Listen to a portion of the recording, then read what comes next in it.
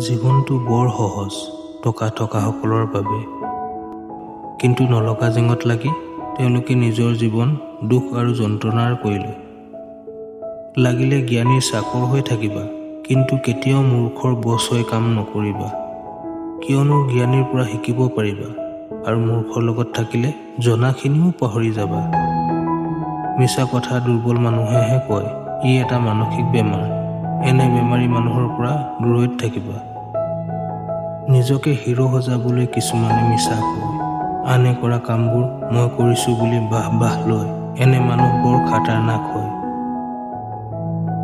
মুখত আপোনাৰ প্ৰশংসা আৰু পিছফালে আপোনাৰ বদনাম। এনে মানুহৰ আপোনাৰ জীৱনত নাই কোনো সকাম। ত্যাগ কৰক এলেহুৱা মানুহৰ সংগ, নহ'লে একেলগে আগবাঢ়িম বুলি ভাবিবলৈ বাদ দিয়ক। এলেহুৱাই নোৱাৰাৰ এটা বাহানা বনায়, আৰু কৰ্মীয়ে সময়ত কাম সম্পন্ন কৰিব নোৱাৰাৰ বাবে হৃদয়ৰ পৰা ক্ষমা খোজে, কিন্তু কামবোৰ সদায় সম্পন্ন কৰিহে এৰে। এলেহুৱা আৰু কৰ্মীৰ মাজত এয়াই হ'ল পাৰ্থক্য।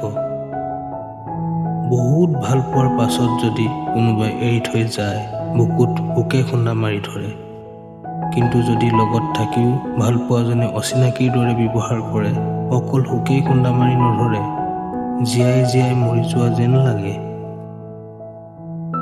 ধনীৰ ঘৰৰ অকৰ্মণ্য সন্তান এক অভিশাপ, যি মাক বাপেকৰ কষ্টেৰে আৰ্জন কৰা সকলো ধন সম্পত্তি আৰু ব্যৱসায় ধ্বংস কৰে। ছোৱালীবোৰে বিয়া কৰালে ধনী ঘৰৰ ধন চাই কেতিয়াও বিয়া নকৰাব। ল'ৰাৰ আৰ্জনৰ ক্ষমতা আছে নে নাই সেইটোহে চাব, কাৰণ ধন চিৰস্থায়ী নহয়, আৰু যদি আৰ্জনৰ ক্ষমতা থাকে নিৰন্তৰ ধন আহিয়ে থাকিব।